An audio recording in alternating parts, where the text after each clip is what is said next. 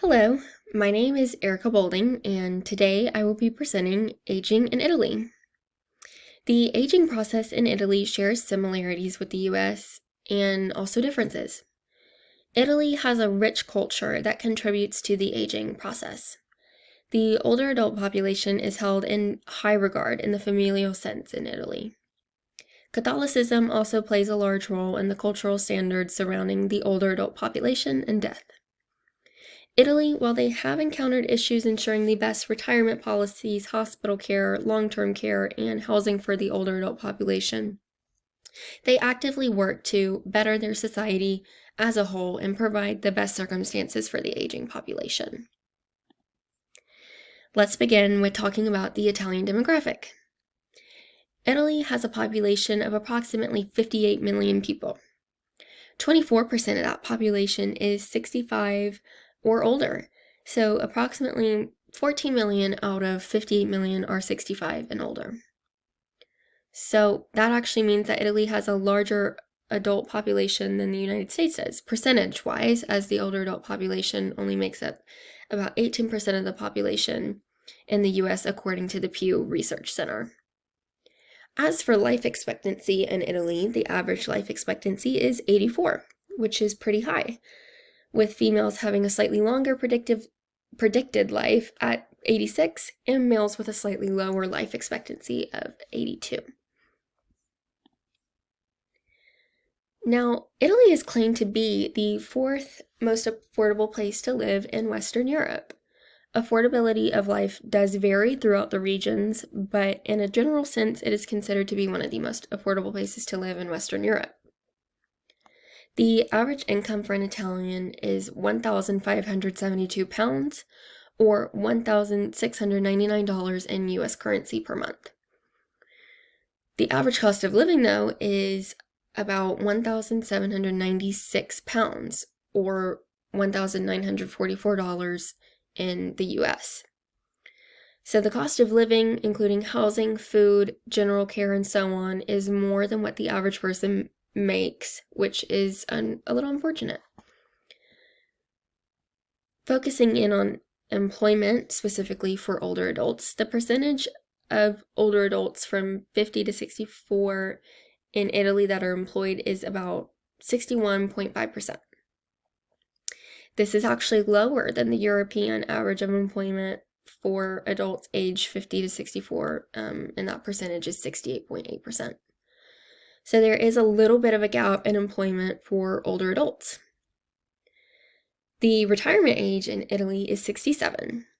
Italy has a pension system for retirees, which is comparable to the US Social Security.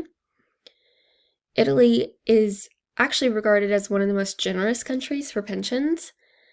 And there are three main kinds of pensions, which are the state pensions, also known as public pensions.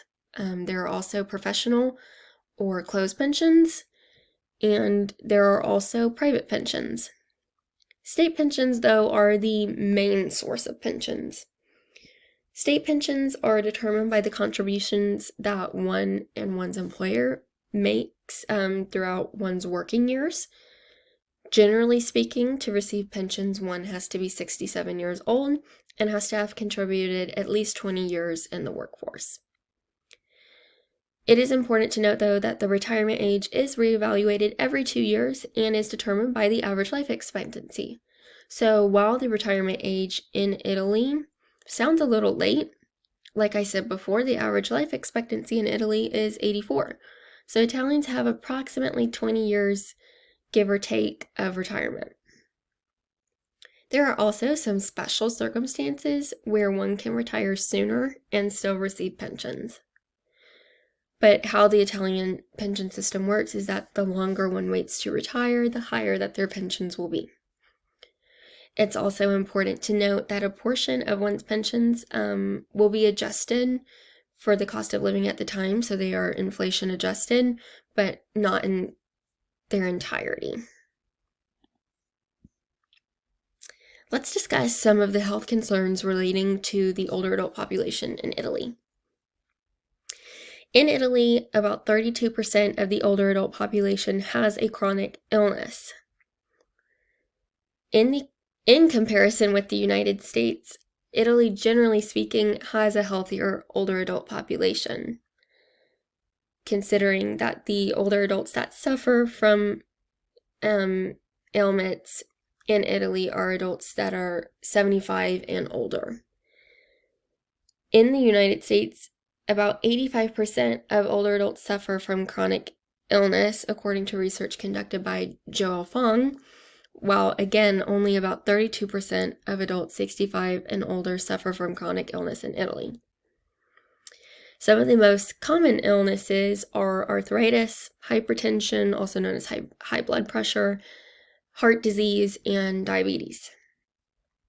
Arthritis is the most common chronic illness in Italy, while arthritis is not the most common in the US. But older adults in the US suffer more from hypertension or high blood pressure and diabetes than older adults do in Italy. Overall, access to healthcare in Italy is adequate, especially more so speaking in the northern regions. There is less easily available access to healthcare in the southern regions of Italy, and this is one of the core issues with the Italian healthcare system. As for types of healthcare, the main forms are general care physicians, hospitals, and long-term care. Hospitals in Italy are, generally speaking, good. However, when it comes to long-term care in hospitals, there is a shortage of space, which I will discuss a little later on. The other major concern with hospitals is that there is less access to hospitals for emergency care or long-term care in the southern regions of Italy than there is in the north. The same is true for general physicians as well.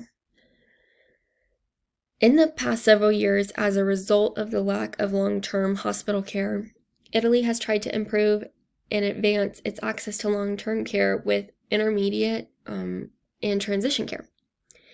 Intermediate and transition care provide a variety of services that can provide assistance for daily activities, like getting out of bed, eating, doing chores, and so on. These intermediate and transition care can also provide specialized care and rehabilitation. Ever since the COVID-19 epidemic, the focus on intermediate care in Italy has increased. Technology has also played a huge role in providing intermediate care in Italy, as well as just the healthcare in general.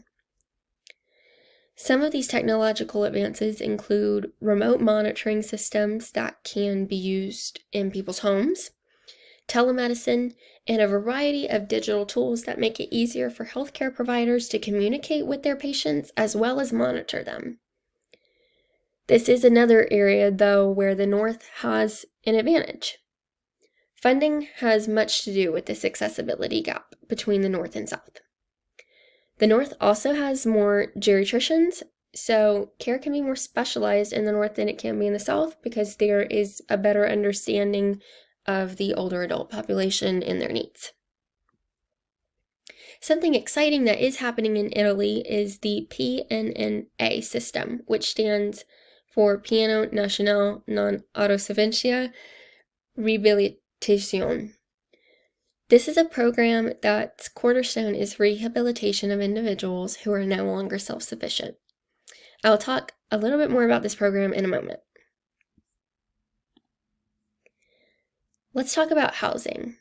So the average cost of housing in Italy is about £988, or in US currency, $1,070.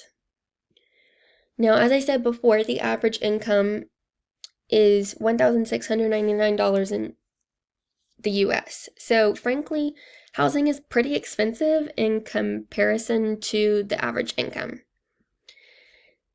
This does vary by region though, so in major Italian cities, housing is going to cost more, and in less urban places, the cost will, of course, be less.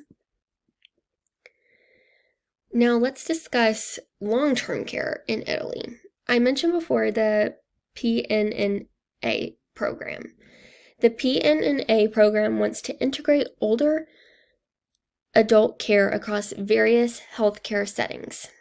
This includes home care. The PNNA wants to refocus healthcare to be personalized, emphasizing the wants and needs of each individual patient. So in other words, they want to rehumanize the healthcare system and process. In addition to the PNNA program, there are long-term care facilities called RSAs. RSAs are the equivalent to the American Nursing Home or Older Adult Residential Home. The cost of living in a RSA varies as they are mostly private facilities, so it's hard to gauge exactly. There really isn't an average cost as it very highly varies. The unfortunate thing about RSAs is that there is only about 19 beds per 1,000 older adults in need of one of these facilities. There is also only 4 long-term care workers per 100 older adults in long-term care facilities. So this is definitely an area that could use improvement. Let's discuss end-of-life care. A study was done that showed that 60% of Italians would prefer to die at home. So things like hospice and palliative care are very important. Hospices in Italy are generally non-governmental facilities, so they don't receive government funding. These facilities provide pain management care, palliative care, and emotional support for the families of those under hospice care. Palliative care is specialized care for someone with a serious, often terminal illness. Palliative care is very important in Italy because the majority of older adults would prefer to die at home. Having palliative care available nearly doubles the chances of an older adult's wish to die at home. And something that's really interesting is that home palliative care is actually guaranteed by Italian legislation nationwide. Home palliative care units established by Italian legislation provide both basic and specialized care. Cultural, family, and religious values play a huge role in the aging process in Italy. The older adult population in Italy is held in very high regard. Older adults and families are deeply respected. Older adults, generally speaking, are very involved in their children's and grandchildren's lives, and vice versa. The family is very, very important in Italian culture, and many families are incredibly tight-knit. Catholicism is the primary religion in Italy, which contributes to the desire for strong familial bonds. Catholicism also deeply influences mourning and funeral practices in Italy. Most Italian funerals include last rites, also known as last prayers, a prayer vigil, a funeral liturgy, and a Catholic mass. The customary mourning period varies by region and cultural and religious values. During this mourning period that can range from a couple days to several weeks, family members of the deceased will typically see visitors who offer their condolences for the loss of a loved one. Friends of the family will also usually offer their support immediately after the death. Also, during this mourning period, family members will likely not participate in social events. They also might show their grief externally by wearing black clothes. As for funeral practices, burial is the preferred method in Italy. With that, it is also typically customary for there to be an open casket because it is common for people at the funeral to give the deceased a kiss on the cheek to signify their respect. It is also customary at the burial site to throw a flower or sand on the casket as a final goodbye. Aging in Italy is not typically a looked down upon thing. Cultural values regarding the family highly contribute to this. The deep respect for the older adult population often makes the aging process in Italy more pleasant than it is in some other countries. Advances in the healthcare system with the help of legislation that guarantees palliative care at home also helps make the process of dying more comfortable and positive for the older adult population. Even with the difficulties in providing excellent care in all regions of Italy, there are active efforts to make the aging process positive throughout Italy. This is Aging in Italy.